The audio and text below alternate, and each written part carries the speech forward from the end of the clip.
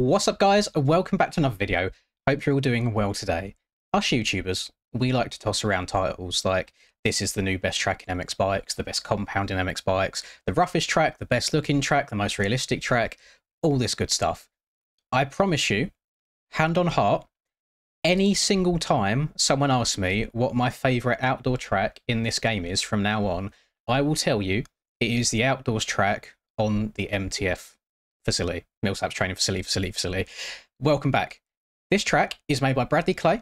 It is a replica of MTF from real life. If I fly above the map real quick, we have got the Pro track, which kind of spirals around the outskirts of the lake here. We have got a Supercross track over in the centre there, and then we've got what is called the AM track here. Also on the side, we've got a couple of turn tracks and got some figure eights over there as well. And the only track that I've played so far, just because I wanted to spin some laps, as lap times are over 2 minutes long on this track, was the outdoors, just so I knew where I was going. I've done 3 laps.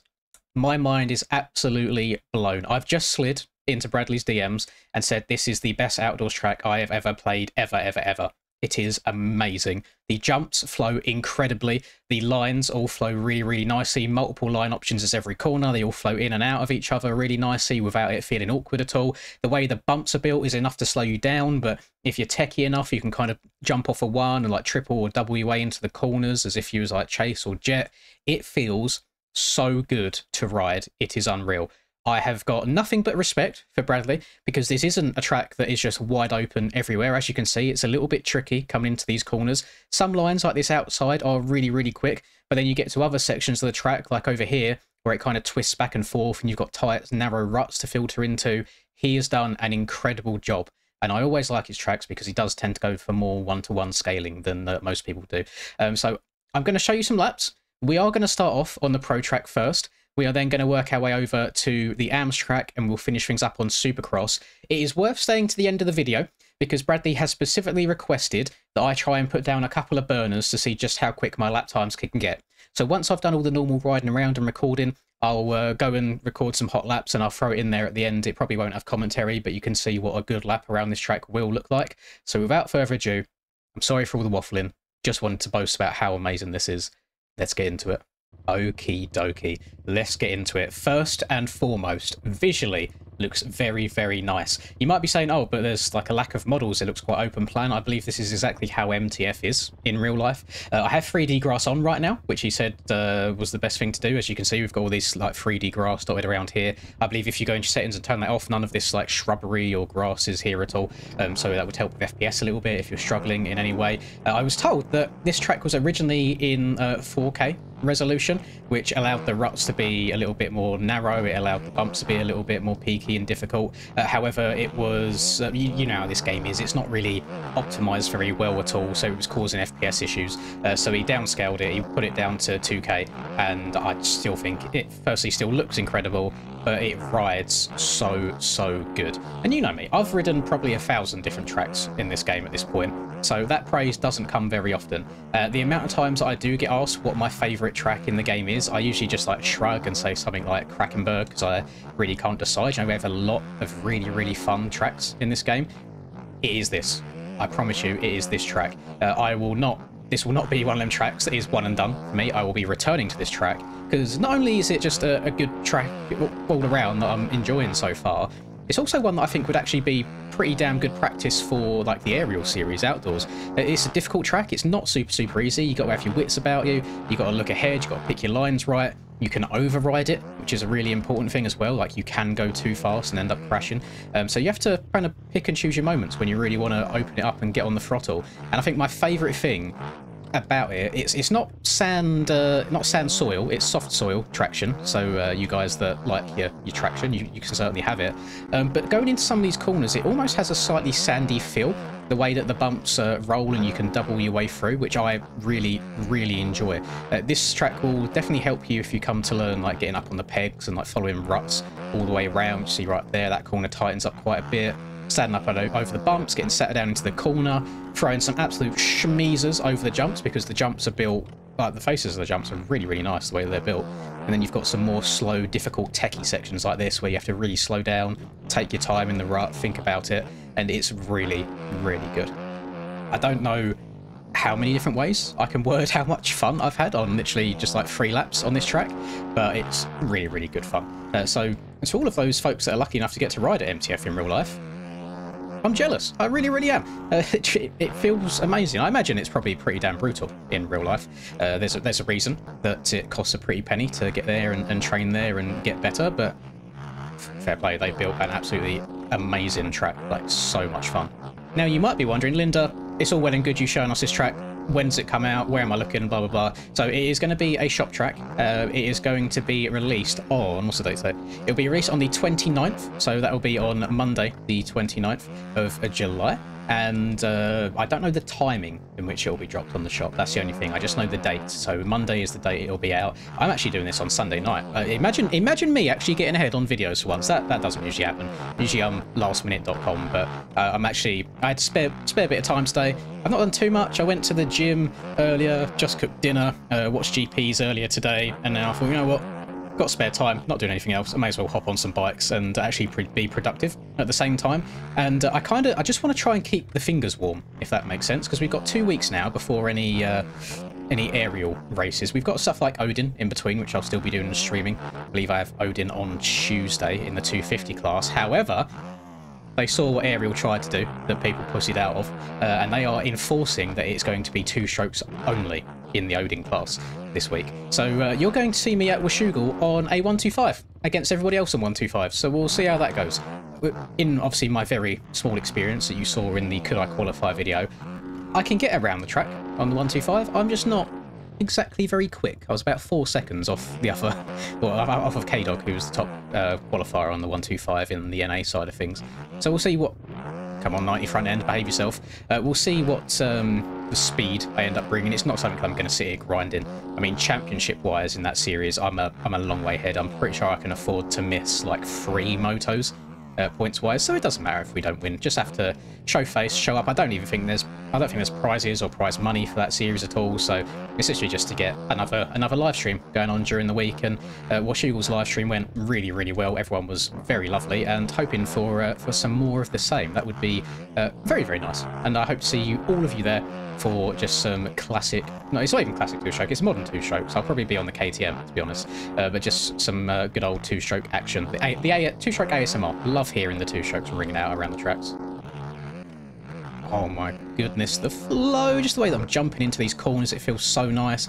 Just keep it up on the pegs, try and get your weight over the handlebars, keep that front end tracking as well. I've noticed since the release of Base 19, where the front end's always been a bit funky these days. So not only do I slap the 90 front tyre on the bikes to give it a little bit more grip so it doesn't tuck as much, when I'm standing up in the corners, I used to just stay quite central on the bike and it would still grip and turn okay. I find more now, if I lean forwards a little bit, not all the way, just lean forwards a bit, oh, it's going to go wrong. Oh, I landed in a bump. That's all right. Managed to actually luck my way into that. Yeah, if you kind of lean forwards a little bit while you're standing up, it makes the front end feel really, really planted. And I feel like it actually helps like track overall through the corner a little bit better. So you've got 2 options, really. You sit down and stay central, maybe lean back a tiny bit, or you stand up and you lean forwards a tiny bit. The only thing you have to kind of bear in mind is when you're stood up, when you're going from that transitional point from being leant over in the corner to then standing the bike upright, you can sometimes turn too much up when you'll flop the other direction, which will cause the front end to get quite light, which in itself can cause issues and crashes. But yeah, game's in a funky situation at the moment. Tried streaming, not yesterday, day before. What day was it? Tried streaming Saturday, and I could only stream for like 2.5 hours before I just genuinely got bored. And I'm not sure what it is. I don't know if I've just been playing too much MX bikes at the moment. I'm at about the 40-hour mark in the last 2 weeks, and I don't kind of sit here grinding all day every day anymore. I just record for videos or the occasional live stream, and that's me done basically. But yeah, I wouldn't say I'm burnt out, because every now and then I will just still load up the game, but then I get, because I want to play it, but I'll get like 5 laps deep on a track. I'm just like, I'm over it now. I want to go play something else. So I don't know. Maybe it's just because we're getting towards the end of the outdoor season. It's felt like a long season, even though we're only eight rounds deep. I suppose because it's come straight off the back of GPs, it's felt like we've been doing outdoors for ages. Yeah, I mean, I looked at SMX points earlier because massive shout out to Wes and Nico as well. They've been working on SMX points to see where everyone's at. I'm second in EU, which was quite surprising to me, mostly because of how many rounds of Supercross that I missed. But at the moment, I'm second. I'm over 100 points behind Tyler. Tyler has gone absolutely clear of the rest of the field, but no issue about making it into SMX. That'll be very, very nice. I did also check and saw Charlie's only 10 points out of an LCQ spot as well. So I feel like we all need to collectively get onto him to do a little bit of grinding, and then hopefully in the last 3 rounds of this this outdoor season, he can try and claw back a few points. Because there's people that are going to be no-shows. Finn says he's got some real-life stuff going on at the moment, so I don't know if he'll rock up for SMX. I feel like he probably would, because it's, I wouldn't say it's an important event, but it's something different, you know, it's not something that we do all the time. We've got people like Rum. I don't think Rum's going to be rocking up and playing. Hurls as well, he's in an LCQ spot as well, so he might not show up. So he might make it in on alternates, or reserves, whatever you want to call it, but it would be nice to kind of cement that and make sure you do definitely get in. I realise I probably should already be showing you the Supercross track or the AMS track, but I'm just really, really enjoying this. I don't know what it is. It's so satisfying spinning laps around here. It's just the perfect amount of rough. And whilst people who, let's call them pros, I feel like the word pro is lost sometimes these days. I always see people having pro in their bio and they never actually qualified for an aerial race in their life. But let's say the pros probably wouldn't have too difficult of a time around here, but they would have a fun time around here because it's just challenging enough to keep you really interested. But then if you take it for granted and you try pushing a little bit too hard, then it will punish you. Whereas if you're beginner/intermediate level, I think you'd probably find this outdoors track to be quite difficult at the beginning until you've really learned all of the lines. Whereas I was surprised when I hopped on here, the first 2 laps I didn't actually crash, and I was really surprised because, oh, there you go, and now I've crashed just as I said that. Typical Linz things. But what it looks like is when you're coming up to some of these ruts and these braking bumps, they look very intimidating at first, but I think the way they've been built and smoothed off and rounded out, they actually handle really well with the game's physics, which I'm quite surprised by, because it can go 2 ways on this. Either the bumps aren't rough enough and you just blitz them as if they're not there, or they're a little bit too peaky and you end up like pogoing through the corner and the bike physics get all wonky and it just falls out from underneath you. But he's done a really good job here. I cannot stop glazing. That generally is such a fun track. But let's hook a left. Let's go over here. Let's try and stay away from the main outdoors track, even though you're going to see me hot lapping it at the end of the video. I'll maybe do like 10 attempts and pick the best one out of it all. But then we also have what is called the AMS track, which I believe is right here. Which it is indeed. Okay, so yeah, this is just AMS outdoors, which I suppose is a bit more, if you're like, if you've seen my GoPros, more like my sort of level in real life, the kind of track that you'd ride, rather than the very fast, very brutal one. So let's see what this is all about. In the IE. Oh, okay. I wonder if you can use the old KTM 450 power to kind of clear that whole section in one go. That's a hell of a stretch. That would be a big stretch. I want to try and give it a go next lap and see how it goes. I imagine it'll go absolutely horrifically. What's this like? Oh, very small table. Screw. Okay, I can see why this is the AMS one now. A whoop section on an AMS track. MTF, are you okay? I mean, a whoop section on an outdoors track, it doesn't strike me to be like supercrossy or practicing for supercross at all. Then we merge onto the start straight here. Also worth me mentioning as well that the 3 tracks on this course, so the outdoors, the AMS and the supercross, they all have their own timing gates, so you can ride whichever one you want and you can get timing on it. I want to hit this corner again, and I guarantee you all know why. I want to see if you can jump from tabletop to tabletop there. So I think we're going to have to scrub this quite hard. Oh, and then stretch that. Yes, there we go. He hasn't put a barrier up either, so you can kind of let your creative freedom do whatever it wants. I imagine I could probably even jump further in that section. Outside here, you step over that. This was a bit small, wasn't it? Yeah, that was a small one. What if we send this? Can we get over this next jump as well? Yeah, oh. Okay, you'd have to really send that. And then I was trying to get up and over this one too. You could get some very creative lines around here. Definitely not the way the tracks are meant to be ridden, but it's almost like it's a bit of a challenge, I suppose. It's kind of the next step up of just riding the track normally, sending some of these big boy lines. Whether Mr. Clay intended on that or not, I have no idea. If you're facepalming right now, Bradley, I apologise for breaking your track, but it's fun, so who cares? That fun is what we want at the end of the day. We don't want to have to try our asses off on every single track that we play and then go back across onto the start straight. I'm going to spin another lap around here, just trying to hit all these big boy lines before we move over to Soupy. I'm excited for Supercross on here because, well, actually, I don't think I've got the speed for this. Oh no, it's good. Because Bradley is one of the few people, when it comes to his Supercross like template, you know, the style of his jumps and his turns, that goes more to one-to-one scaling. He tends to keep things a little bit smaller, but also a bit peakier. So I think it's going to be very, very good fun. And I expect to see myself going like very high up in the air, but then not very far forward. So you have to be really precise with all the jumps. And that's just personal preference on personal styles. Some people prefer like more of a 2-to-1, where everything's a bit more enlarged and it's easier and it's flatter. And you are more than entitled to like what you like. I just personally like the 1-to-1 style. We're not going to overjump this for once. This whoop section must be impossible from this inside though. Oh, we're going to keep away a bit. Okay, we're just jumping through. Boing, boing. Let's go inside again. And again, the ruts hold you very, very nicely. And there you go. There is the AMS track. Now, where in amongst all of this is the Soupy track? Is it over further this way, isn't it? Yes, it is. Okay, so we are here.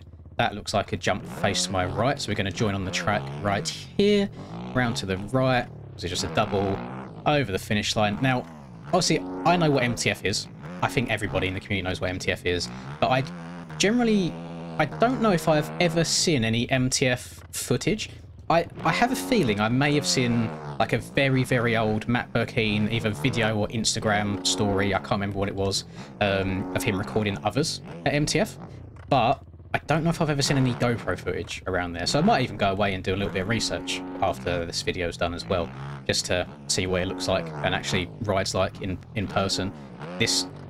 Hang on, I see it on-off. This has got to be quadable, surely. Oh, no, I went too fast. We turn around, try and hit it again. Anytime I see an on-off on a Supercross track, I feel like I have to try and quad the entire thing. So it's just, I think I'd have to turn it down a little bit sharper. Let's go second gear. Yeah, yeet. Oh, it's a stretch. We got it done. Quad again. Tip the front end down. Lovely. Jump around the corner. This is what I love about Bradley's tracks. They're just the peakiness of the jumps. And it's like, the jumps aren't huge either. It's just the transition, so the face of the jumps that are built up quite a lot. Not to the point where the game gets wonky physics, but just enough so where you have to be nice and precise on your jumps. I probably shouldn't have jumped so far out there, but got quite a lucky bounce up the dragon's back into these whoops. Whoops aren't too difficult. If you have a good amount of speed going into them, you should be okay. If you slide out a little bit or get the dragon's back wrong, you're probably going to be in a world of pain. Can we just double to the inside here? Nice and easy. Slip into that inside rut. I think the outside's going to be definitely quicker because you get a better slingshot onto this straight, but it's still not too shabby at all. Can't remember what was outside of this corner. Just a flat corner with some ruts there. I don't know if that's quadable on the way out. It probably is if you get the corner perfect. We've got quad in the middle here, triple into this corner. I love learning new Supercross tracks. Generally, so the one thing that's been odd about this year for me is I say all the time I consider myself more of a Supercross guy than an outdoors guy, but I've had more success in the outdoors races than the Supercross races. But I suppose if you was to make me pick between whether I wanted to do outdoors on Supercross for the rest of the time playing this game, I'd probably pick Supercross. But then I prefer racing outdoors than racing indoors. But in testing or solo play, I like Supercross more. And I think it's just because of the netcode and just general like race IQ of other competitors. And sometimes in Supercross, you do generally just have to get lucky and be in the right place at the right time, because it's so easy for somebody to like crash a section over and their bike fly into you, or let's say you come up behind two lappers at the wrong time, or someone crashes in the whoops in front of you and you can't really go anywhere. Whereas outdoors, I feel like you've got a lot more freedom to move about, and it just works within the game a lot better than Supercross does. Whereas you then go over to Sim, I think it's the complete opposite. I think Supercross in Sim feels amazing, and then outdoors on Sim leaves a little bit to be desired, the way that bumps and stuff are. I feel like you kind of jump your way around the track rather than like, you know, actually going through breaking bumps how they're meant to be gone through.